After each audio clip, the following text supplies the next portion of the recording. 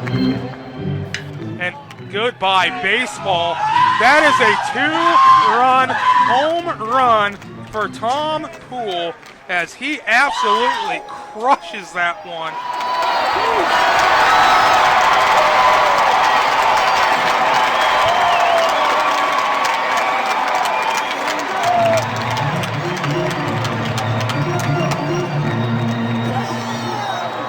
Welcome to episode 175 of Alberta Dugout Stories, the podcast. I'm Joe McFarland.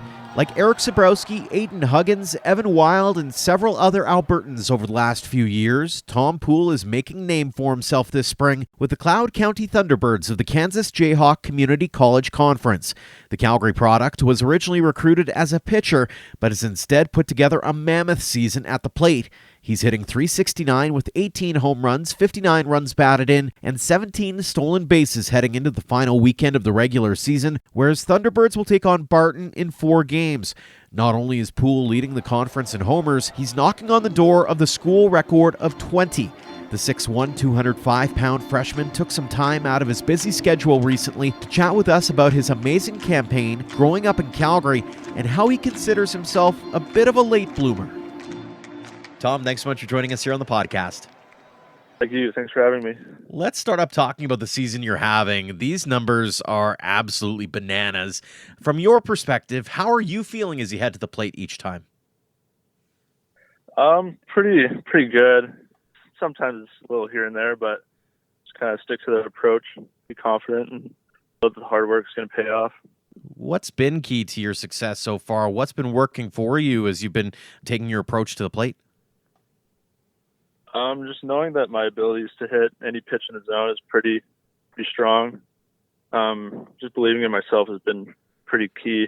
Not really having any doubt, and just knowing that no matter what happens, I'm going to be able to perform. Has that always been a trademark of yours, or is that something that you've kind of acquired over time? No, that's been a more recent thing. I've been to sports psychology for the past couple of years, and that's definitely helped with the whole mentality going into at-bats. Some guys take a little while to make that transition into college, and you've really taken no time at all. Has that taken you by surprise at all? Yeah, it took me by surprise pretty well. I got recruited as a pitcher, funny enough, and hitting has definitely been where I've been shining this year. So. Talk a little bit about that transition. Was that something that you made a conscious effort to make? Was that something that the coaching staff at Cloud wanted you to do? Walk us through sort of that decision to go from pitcher to being a real good hitter. Well, I've always been a two-way, and hitting has always been fun to me, but pitching has always been kind of the main objective with what I do. And coming here, the whole plan was to two-way for the first little bit and then start the transition to being a pitcher. But then early in the fall, I had a hamstring injury. Not too sure what happened. I just kind of pulled it. But then I started getting some at-bats later in the fall and started feeling myself hitting. And just kind of went from there, worked hard in the winter and paid off in the spring. So. Yeah, clearly. And as you look at those numbers, even as you look at them, do they surprise you at all? Yeah, they definitely surprised me. I wasn't much of a home run hitter back when I was younger, so definitely surprises me. What is it about the coaching staff down there that's really allowed you to kind of find your way as a hitter and allow you to come up with that power, or is that something that you've really just kind of worked on as the season progressed? The coaching staff has done a lot. Coach Gilly down here, he's been great with the swing stuff and everything. And our hitting coach is new this year, Zach Gertch. He's been great with the approach side and really kind of helping me stay confident and calm and knowing what my abilities are and sticking to it. So I think the coaching staff has definitely helped me hone in on what I'm good at and focusing on that. Heading into the year, did you have any goals in mind, stats-wise or otherwise, and have you exceeded those expectations? Going into the year, I had a couple of stat goals. I haven't really reached them yet because they're pretty lofty, but if we make a deep run into the postseason, into the regionals, I think there's a decent shot that I hit them. What were those goals? The main one was to go 20-20, so 20 homers and 20 stolen bases. And It's close. It's close. Well, and a lot of talk around Cloud, from what I understand, is that 20 home runs is no small feat. I mean, that's record territory. What would that mean to you to be able to accomplish that in your first year of college? It'd be pretty cool. Obviously, it's not the main goal. I guess more of just a cherry on top. Main goal is just to win ball games and make a pretty deep run. See what we can do. And obviously, you guys are doing that in spades. You're having a great year as a team. What's the feeling in the dugout right now with that team? You feeling pretty confident? Yeah, it's awesome. We're definitely a close group. We're there for each other all the time, and we're there to back each other up. It's a pretty great feeling. Talk us through kind of bringing a team together like that, because you're all relatively new. It's a junior college. It's a lot of new faces together. How is it that you managed to gel so quickly like that and become that unified front?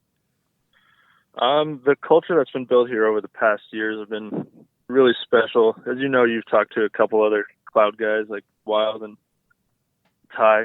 Ty's here right now, and he is definitely a big part of the culture here. But just the stuff that we go through in the fall, with the first week we get here and we do a bunch of running as a group, and definitely brings us together just from the start.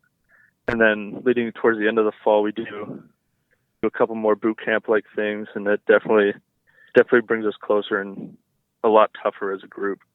You mentioned the two Alberta guys. I'd be remiss if I didn't talk about some of those connections that you have. Does that make that transition into post-sec a little bit easier if you kind of either know guys or know of guys and have that Canadian way, so to speak, being able to have it in your back corner? Yeah, it was definitely a big draw to come here. I love seeing a lot of Canadians around, and Coach Gilly definitely does a good job recruiting all the Canadians. Heading into the last few regular season games here now, and then the playoffs begin. What's the mindset for the team heading into this stretch run and potentially a run at a World Series? Definitely just stay with us. Stay with what we've been doing. Stay with the tough team that we are. Yeah, just bulldog our way through the end and fight towards the end. We'll get there. Absolutely. You've gotten there so far. Let's go back in time a little bit, talk about your upbringing a bit here. And let's talk a little bit about, first off, how you got into the game of baseball. You're a Calgary kid. How is it that you managed to find the sport of baseball? Yeah, my family's always loved baseball ever since I was younger. I've got an older brother that plays baseball too, and that's kind of what really drawed me in. He's a couple years older than me, and I would always come to his practices and just mess around. And yeah, both my parents love watching Blue Jays games, and that's just kind of what started it. And I just loved it, so I kept running with it. Were you a multi-sport kid growing up, or was it all baseball all the time in your house? It was all baseball all the time. Going into high school, I played a little bit of basketball, but that wasn't really my thing. So baseball's the one. So obviously it's one thing to have that sport as a thing that you love. When was that moment when you realized, hey, maybe I've got something here. Maybe I can turn this into a chase at college, perhaps? Definitely when I went into high school and my coaches started talking to me, thinking about schools and stuff. It all started pretty early, and if I'm being honest, I thought it was a little premature. I thought I was just a little runt going into high school, but yeah, it definitely clued in right when I hit my senior year, and going into my gap year is definitely then. Talk a little bit about that process of getting, we talked about it off air here, is growing up in the Calgary system and then trying to figure out exactly how you were going to make it into college and a post-secondary career. You end up having to go around. So walk us through the journeys, the trials, the tribulations, all that kind of thing, to being able to land where you ended up with Cloud. Yeah, so I was a little bit smaller growing up, and I just hit a pretty big growth spurt, and I definitely took advantage of that and my development going into my senior year. I put on a lot of weight and prioritized my time in the weight room, and it definitely showed in the numbers I was putting up. I gained a couple miles per hour in my fastball, and I definitely saw balls jumping off my bat a little bit more, which put me more on the map for schools to reach out.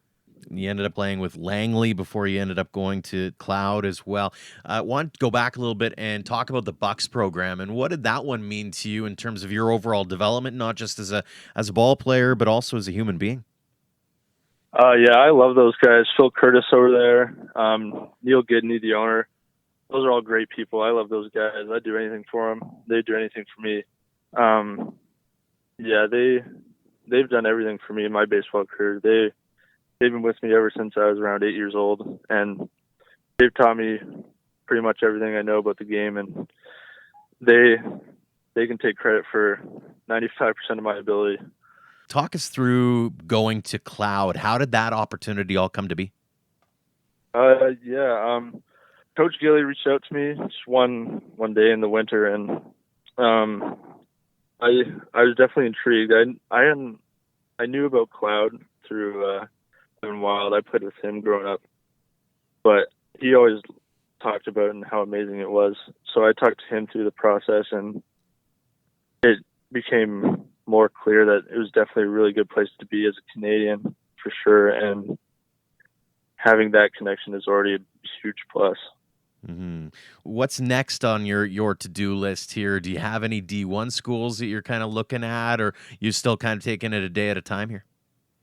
I'm still taking it a day at a time. I've got a couple of people looking at me here and there, but I'm not too worried about it right now. Just worried about winning some baseball games. You're still a young guy, still making a ton of memories now, but looking back on your career to this point, any favorite memories or moments on the ball field? This one's my favorite. Me and my mom love this one. I was in Little League. I was a kid who always wore this white helmet, and we were playing at this field that didn't have a fence. So I just hit a nice line drive that just kept rolling and rolling, and I got my first home run on that. And as I was rounding the bases, I ran right past all my teammates and through the dugout and just went and gave my mom a hug. I'll always remember that. My mom is my favorite person, and yeah, I'll always remember that moment. And you segued well into another question that actually I wanted to ask too. Talk about those influential people, whether it's your mom or anyone else, who's really made a difference to you in not just your baseball life, but your personal life as well. Yeah, my mom and my dad are definitely huge impacts on my life. They're just huge people in my life, and they teach me how to do everything. My brother's also a huge role model for me. Being 3 years older than me and always playing, he's always someone I looked up to and strive to be as good and always try and beat him. As much as he hated it, I always tried to beat him. But yeah, those are the main people. And you always got your coaches and everything, but you got a special bond with your family. Absolutely. I have a couple of fun questions for you here. The beard is probably one of the first things that people notice when you're flying around the base paths or the pictures that are floating around on social media. What's the story behind the beard? That's a long story. Yeah, I'm not really too sure how it started. I was at summer camp one year, and I just decided might as well let it grow out for a little bit, see what I can do with it. It was a little patchy at first, definitely, and I had to shave it a couple times for it to come in fully, but once it started to come in fully, I just couldn't give it up. Had to keep going with it. Was there anyone that you had in mind that you kind of, because I know a few major leaguers do that from time to time, was that something that you kind of keyed in on, or was that something that you just said, you know what, to heck with it, if I'm going to make an appearance, I'm going to make it in style? Yeah, you've got your Charlie Blackmons, and Brandon Marsh is new this year, but I always get called Brandon Marsh around here. Obviously, I'm not anywhere near as good as Brandon Marsh, but I've got the beard and hair going on, so don't mind that comparison too bad. But yeah, and Joe Thornton in hockey, that comes up, but that is definitely a good one as well. And speaking of the bigs, this is a fun one too. You have the chance to play on any MLB team with the roster that they have right now. They're just calling you up out of the blue and saying, hey, Tom, we want you to come play for us. Who is that dream team that you'd want to play for right now, and why? That's a tough question. The Yankees are my team, but I don't know if I could go there. They got that facial hair rule. I think I'd have to go with the Mariners. They're young, bunch of studs over there. Not a bad team to go with, and I think our own Ian Wilson will be pretty happy with that, especially given that a lot of people, as you mentioned, even in your household, the Blue Jays are kind of the team of choice around here, so the Mariners, not a bad choice indeed. A couple more questions for you here, Tom. First off, let's say you get to come back to Alberta and you're chatting with some of the kids that are going through the Bucks program now, for example, or going through a program in Alberta, and they're maybe 13, 14 years old, and they're looking to learn something from you. What kinds of advice would you offer to them to maybe get to where you're at now, or even further? Trust the process over everything. It's said a lot, and a lot of times it just goes in one ear, out the other. But definitely trust the process. And one thing that I've learned over this winter is do things that no one else is doing. It definitely puts you ahead of everyone else and gives you that extra edge. I don't want to call you a late bloomer, is that I'll call it a fair assessment, but is that something that maybe kids should take into account too? Is that maybe sometimes things don't come out the way you wanted at 13, 14, 15, but they might come to you a little bit later on? Yeah, I was definitely a late bloomer. That's exactly how I'd put it. I hit my growth spurt late. Just got to take advantage of when it happens, and if it does happen that late, there are options. You can take your post-grad year, do what you will with that, and then even if that's not enough, JUCO is still an option. JUCO is a great option. I'd recommend it to pretty much everyone. Never know when you can find that one spot where opportunities can be had, and you've certainly taken full advantage of the opportunities so far this season, Tom. Final question for you here, and it's the one we ask everybody. What does the game of baseball mean to you? Yeah, it means a lot to me. It's pretty much, it's my whole life right now. Waking up, just hanging out with the baseball team, going to practice, coming back, hanging out with the baseball team. It's baseball 24/7. It's my life right now. It means a lot to me. It's given me a lot of opportunities to meet a lot of good people, and it's given me a lot of options to talk to people and make an impact on people that I wouldn't have gotten to make an impact on before without this game. So it definitely means a lot to me, and it's given me the opportunity to do a lot of things that I wouldn't have gotten to do before. Great way to finish off this conversation, Tom. Congratulations on all the success you've had to this point, continued success with Cloud County and beyond. Thank you so much for joining us here on the podcast and sharing your story. Yeah, thanks for having me. Thanks again to Tom Poole for joining us this week, and thanks to all of you for downloading and listening. If you enjoyed this or any other episode, make sure to leave us a rating and review on your podcast app, as those actions help spread the word about us.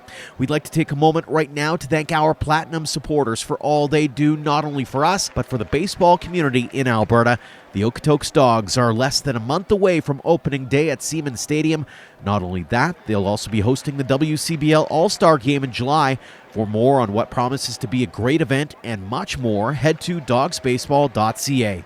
And AHP Academy is quickly making a name for itself as a major player in the Edmonton region. They've been making regular commitment announcements and showing off their training on social media. For more, head to ahpbaseball.com.